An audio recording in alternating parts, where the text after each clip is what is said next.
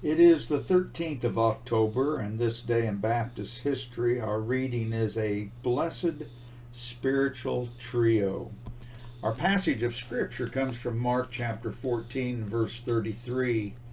And he taketh with him Peter and James and John, and began to be sore amazed, and to be very heavy. Now, in this reading, I'll have some problems with some of the names of places and people, so understand. Ecclesiastes chapter 4 and verse 9 states, Two are better than one, because they have a good reward for their labor. Then verse 12 adds, And if one prevail against him, two shall withstand him, and a threefold cord is not quickly broken. Surely the Lord superintended the choice of laborers to reintroduce the gospel into Europe. The God-appointed guide was Johann Gerhard Oncken, who for more than 4 decades stood as the undisputed leader of the Baptists in Germany. However, Oncken's ministry was supplemented with 2 associates who, with him, forged a triad that was nicknamed the Kleeblatt, cloverleaf. The influence of these 3 men penetrated into almost every European nation. Surely the Lord matched the talents of the 3 perfectly, for alongside Oncken, the born organizer, stood Kobner, a songful theologian, whose fluent pen carried on the literary polemic, and Lehmann, a far-seen diplomat, who bridged for over many a difficulty. Johannes Kobner had been born on the Danish island of Funen, F-U-N-E-N, the son of a Jewish rabbi. At an early age, Kobner had come to the conclusion that Christianity was superior to Judaism.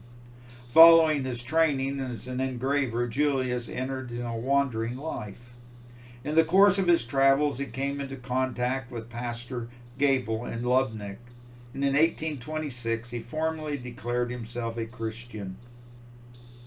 After his marriage, Kobner settled in Schleswig, Holstein, Germany, where in addition to his trade he began to write for the theater. Kobner entered a contest for writing an essay, and that contest ultimately led to a trip to Hamburg. While there, he attended a preaching service in the Baptist church, and hearing Reverend Oncken, he fell under great conviction and was genuinely converted. On May 17, 1836, Kobner was immersed. His growth in grace was immediate. For nearly a half-century, he rendered invaluable service to the Baptists in Germany and throughout Europe. At the outset of the 19th century, a barren rationalism prevailed among the state churches in Denmark. How wonderful to realize that the Lord is faithful, and signs of spiritual awakening began to appear. A young parish minister in Copenhagen found peace with God and salvation. In Jutland, a vigorous movement to refute rationalism was born.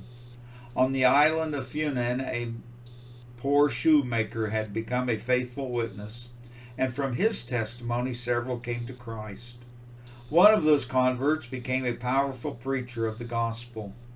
In 1839, Kobner, who had a keen interest in his fatherland, traveled to Denmark to observe what was going on there. In time, he was directed to Copenhagen, and he found a group of believers who, because of scriptural convictions, had become disenchanted with the doctrine of infant baptism. Kobner encouraged the group, and then, upon his return to Germany, he maintained correspondence with them. When the members of the Copenhagen group determined to leave the state church, Oncken and Kobner traveled to Copenhagen in October of 1839, baptized 11 individuals, and formed the first Danish Baptist church. Persecution immediately broke out, and the meetings were strictly forbidden by the government. The tiny flock remained faithful under the pastoral leadership of one of their own, Brother Munster, M-O-N-S-T-E-R. In 1840, a second journey was made to Copenhagen by the 2 Baptist leaders, and another 10 persons were added to the flock by baptism. Though the persecution continued and Brother Munster was imprisoned, Baptist convictions were developed in other areas of Denmark. When a Baptist church was established in Jutland, or Aylesbury, Jutland, a storm of persecution broke with fury upon the Baptists.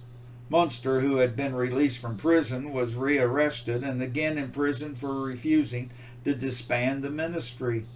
His brother Adolf Munster assumed the leadership.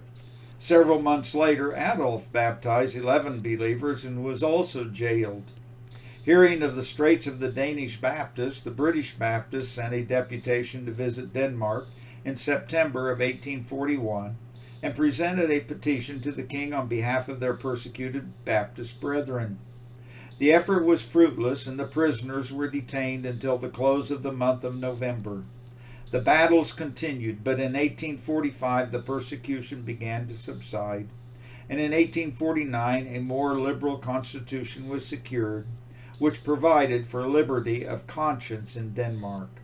As a result, persecution became unlawful. By 1864, 9 new churches had been organized in different parts of the land. The greatest need was for competent leadership. To meet that need, Julius Gobner returned to his native land to pastor the Copenhagen Church in 1865, and the church began to prosper. A building was constructed to serve the 400 members, and on October 13, 1867, the edifice was dedicated to the glory of God. In 1879, Gobner left Denmark, having successfully organized the Baptists in his land. In a sense, Europe today is one of the greatest mission fields of the world. Surely our God is able to again raise up faithful nationals such as Oncton, Gobner, and Lehman in our day. To God be the glory.